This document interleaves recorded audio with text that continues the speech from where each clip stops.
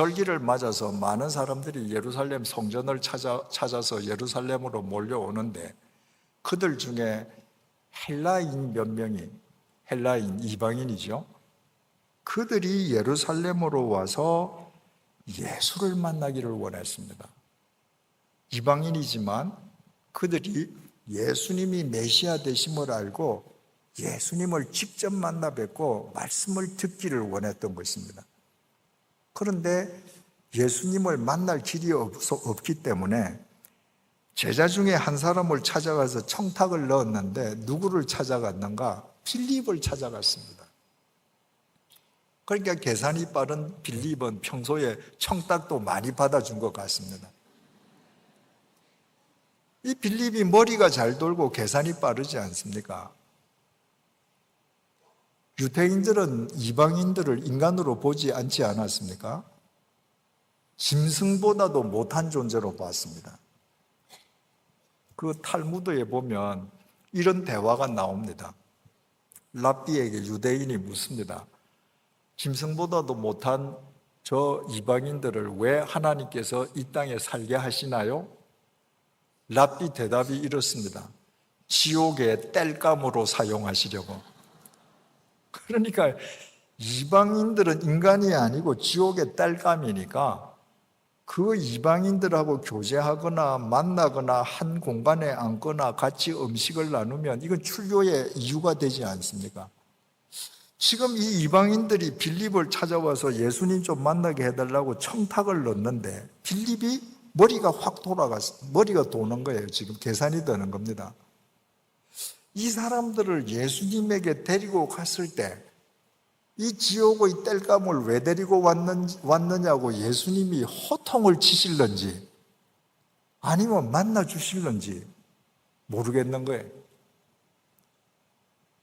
만약에 이 이방인들을 데리고 예수님에게 갔을 때 예수님께로부터 칭찬받으리라고 생각했더라면 빌립이 자기가 앞장서서 갔을 겁니다.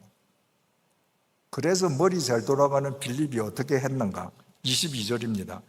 빌립이 안드레에게 가서 말하고 야 안드레야, 저 지옥의 땔감들 왔는데 저 지옥의 땔감들이 주님을 좀 만나자 그러는데 네가 앞장서라. 이게 무슨 말입니까?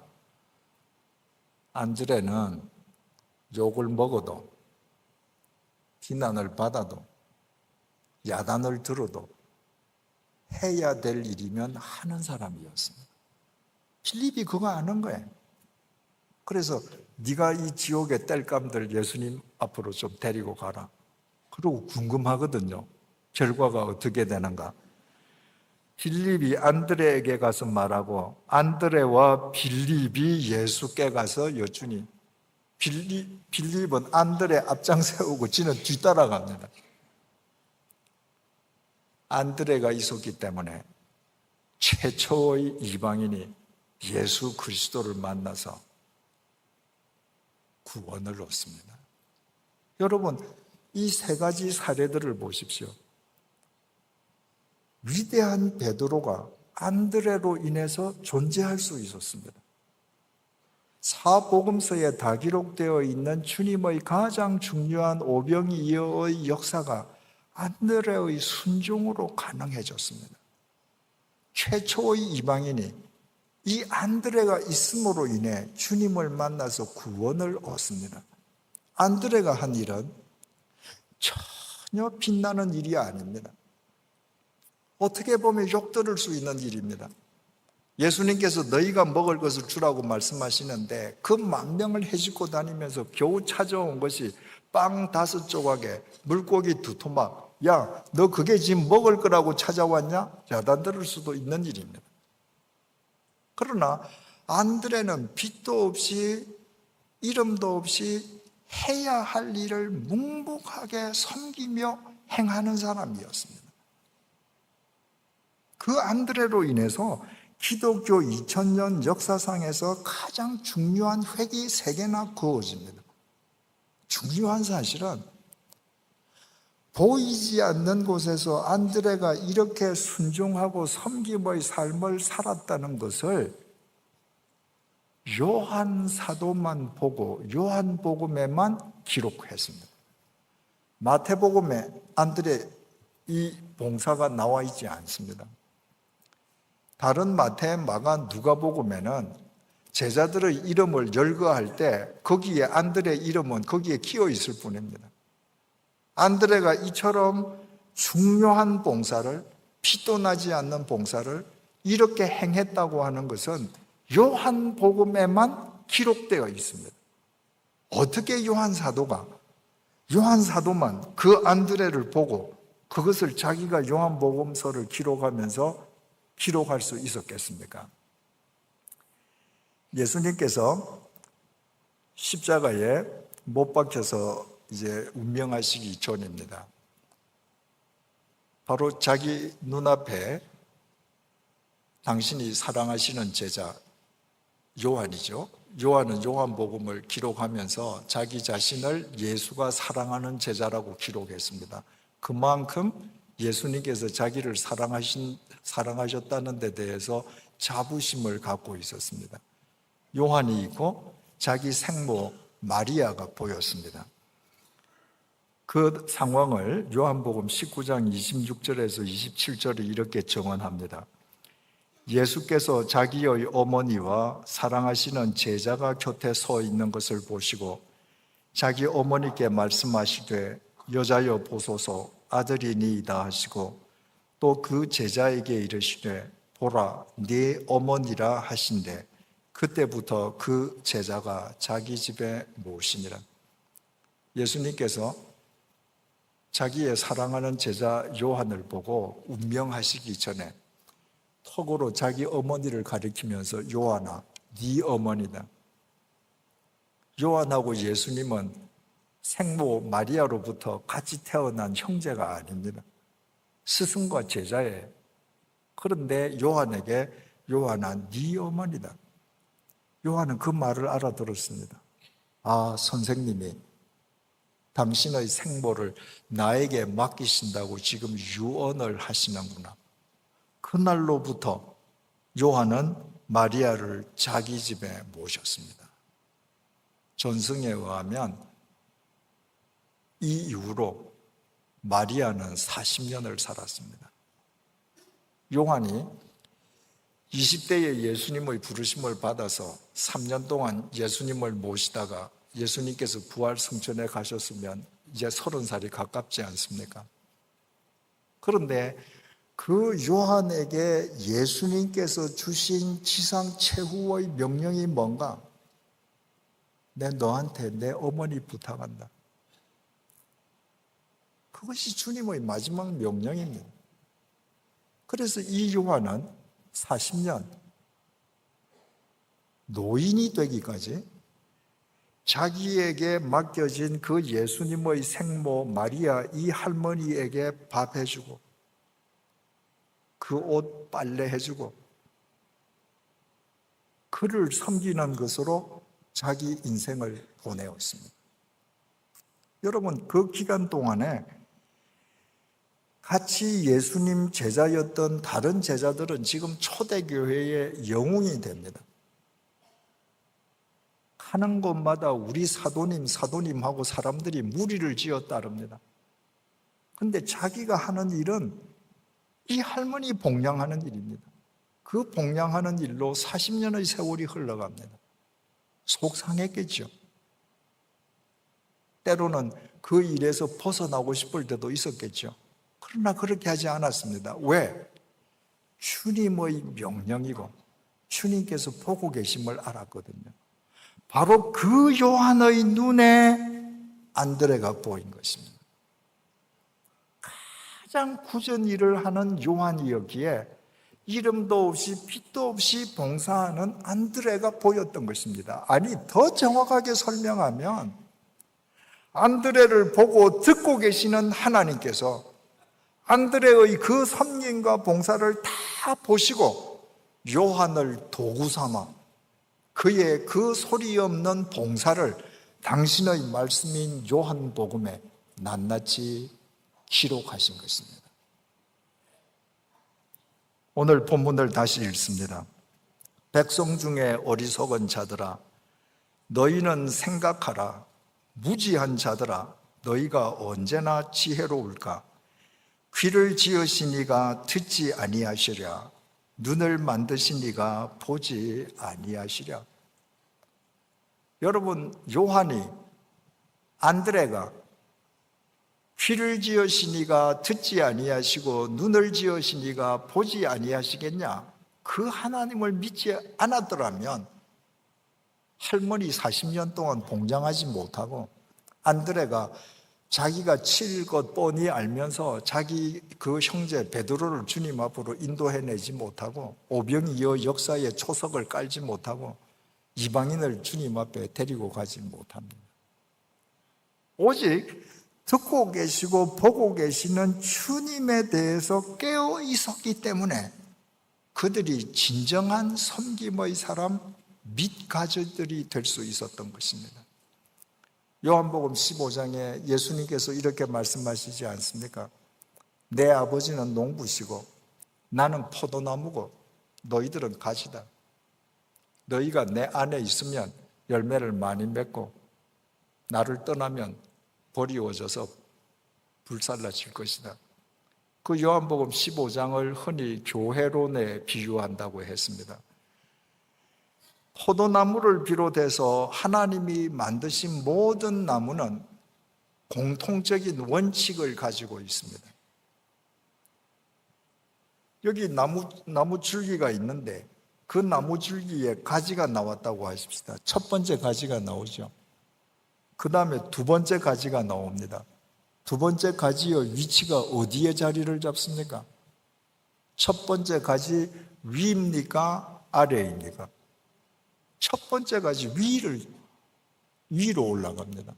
세 번째 가지는 그 위입니다. 언제든지 나무는 가장 마지막 가지가 제일 윗자리를 차지합니다. 가장 오래된 가지는 보이지 않게 밑에서 밑가지로 그들을 다 또 받쳐줍니다. 그리스도인으로 섬긴다. 교회를 이루어간다는 건 뭔가? 오래된 교인들, 내가 더 크다고 생각되는 교인들, 강한 교인들이 밑가지가 되는 것입니다. 그래서 누구든지 와서 윗가지로 마음껏 봉사하도록 보이지 않게 내가 받쳐주는 것입니다. 예수님께서 이 땅에 오셔서 제자들의 발을 씻겨주셨습니다. 내가 밑가지가 될 때 무릎을 꿇고 제자들의 발을 씻겨주신 그 주님께서 그 밑가지를 통해서 역사하십니다. 예수님께서 성자 하나님이신데 이 땅에 오셔서 당신을 제물 삼아서 우리의 죄값을 대신 치러주셨다고 하는 것 자체가 우리의 생명을 위한 밑가지가 되신 것입니다. 우리 모두가 안드레처럼 밑가지가 될 때 그때 주님께서 우리를 통해서 역사하시게 되는 것입니다. 그것은 단 하나, 눈을 지으신 이가 보고 계시고 귀를 지으신 이가 듣고 계심에 대해서 깨어 있을 때만 가능합니다. 주님께서 마태복음 6장 1절에서 4절을 통해 이렇게 말씀하셨습니다. 우리 잘 아는 구절입니다. 사람에게 보이려고 그들 앞에서 너희 의를 행하지 않도록 주의하라. 그리하지 아니하면 하늘에 계신 너희 아버지께 상을 받지 못하느니라. 그러므로 구제할 때에 외식하는 자가 사람에게서 영광을 받으려고 회당과 거리에서 하는 것 같이 나팔을 불지 말라. 진실로 너희에게 이르노니 그들은 자기 상을 이미 받았느니라. 너는 구제할 때에 오른손이 하는 것을 왼손이 모르게 하여 내 구제함을 은밀하게 하라. 은밀한 중에 보시는 너의 아버지께서 갚으시리라.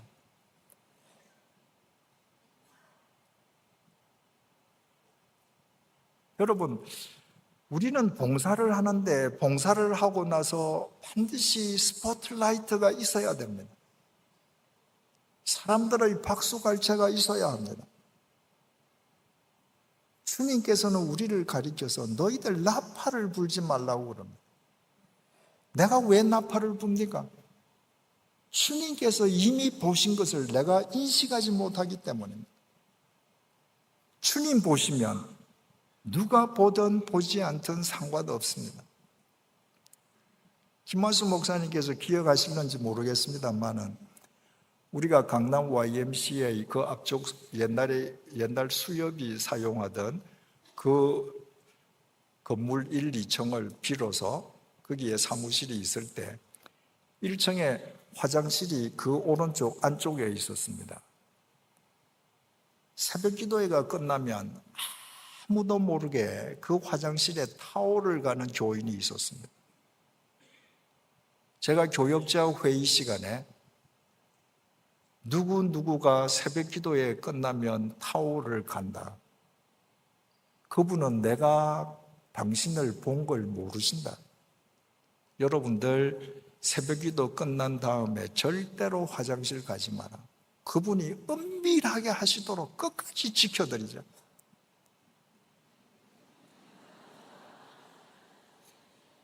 여러분, 예전에 주님의 교회가 이런 강당도 없고 YMCA 예식장 빌어서 예배드리고 정신여고 중강당 빌어서 예배를 드릴 때에 그때 많은 사람들이 주님의 교회를 들여다보고 많은 신학생들이 주님의 교회를 본받으려고 했던 이유가 뭐겠습니까? 사람을 의식하지 않고 주님만 생각하는 봉사자들이 교회를 이룰 때 성령께서 얼마나 아름답게 역사하는지를 그들이 눈으로 보고 확인했기 때문입니다.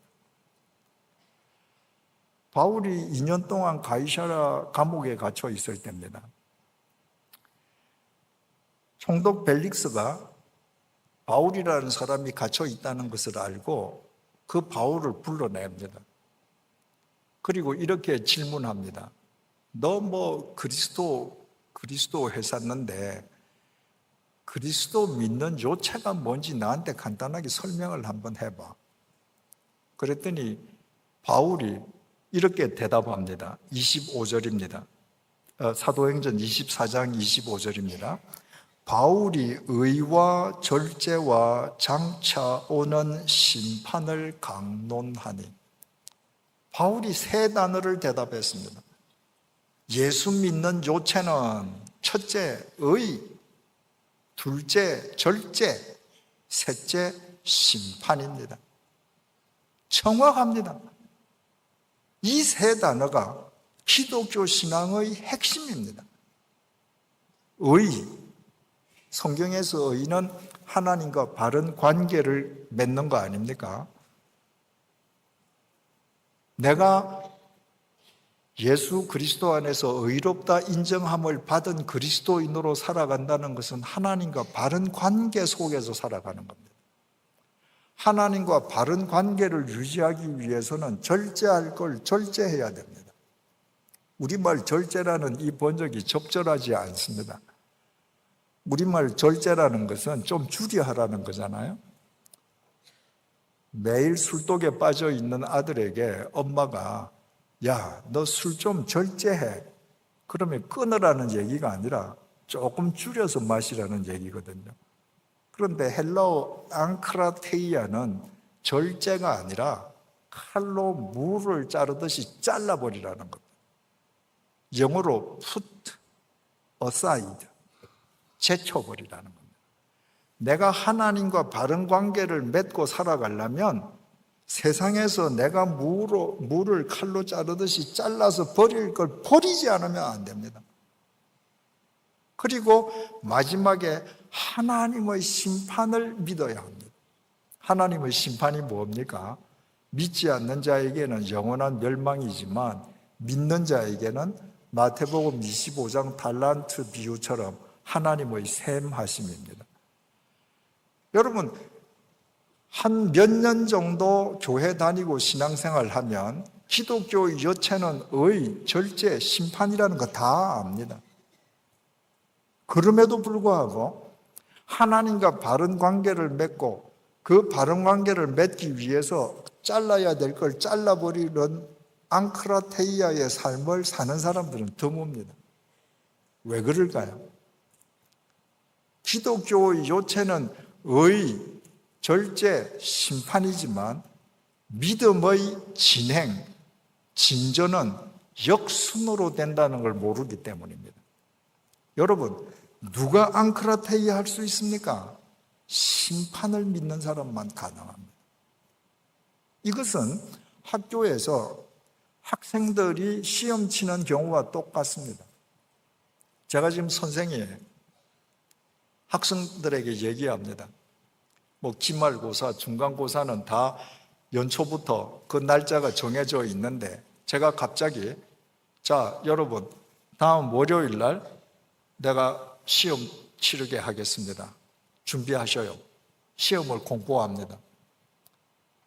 선생님께서 시험 친다고 하는 그 말을 믿는 학생이거나 시험을 무겁게 받아들이는 학생은 그날부터 하고 싶은 전자게임 앙크라테이아 할 겁니다. 결과적으로 학생으로서 바른 관계를 스스로 세워갈 것입니다. 그러나 선생님이 다음 월요일 날 시험 친다고 했는데 설마 중간고사 되기도 전에 다음 월요일 날 시험 칠까? 선생 말을 믿지 않거나 시험 친다는 것은 의심하지 않아도 시험을 가볍게 여기는 학생, 시험 한번 버리면 어때? 그런 사람은 여전히 가서 자기 놀 거 다 놀고 먹고 싶은 거 다 먹고 시간 다 허비하면서 지낼 것입니다. 결과가 어떨 것인지는 뻔하죠. 여러분, 그리스도인이 앙크라테이아를 못하고 바른 섬김을 못하는 것은 제일 먼저 하나님의 심판을 믿지 못하기 때문입니다. 믿음은 하나님의 심판으로부터 시작합니다. 심판이 뭐예요? 눈을 지으신 이가 보지 못하겠느냐? 귀를 지으신 이가 듣지 못하겠느냐? 그겁니다. 그 하나님을 믿으면 내가 지금 앵크라테이아 할 거 앵크라테이아 하고 내가 걸어가야 할 섬김의 길, 그 섬김이 그 대상이 가족이든 교회 교인이든 대사회인이든 내가 걸어가야 할 섬김의 길을 걸어갈 수 있습니다. 그래서 결과적으로 하나님과 바른 관계를 맺어갈 수 있는 것입니다. 사랑하는 교우 여러분, 좋은 교회가 어떤 교회이겠습니까? 건물이 큰 교회, 출석 교인이 많은 교회, 천문학적인 액수의 헌금이 많이 나오는 교회 아닙니다. 좋은 교회는 안드레가 많은 교회입니다. 안드레는 눈을 지으신 이가 보고 계시고 귀를 지으신 이가 듣고 계시는 새 마시는 그 하나님을 믿는 사람입니다. 그 안드레가 있는 교회가 소리 없이 빛도 없이 사람이 보이지 않는 곳에서도 하기 싫을 때에도 자기가 행할 일을 함으로 주님의 몸된 교회를 바르게 이루어갈 수 있습니다. 사랑하는 주님의 교회 모든 교우들께서 보고 계시고 듣고 계시는 그 하나님에 대해 깨어 있으심으로 이 시대의 안드레들이 되시기를 바랍니다.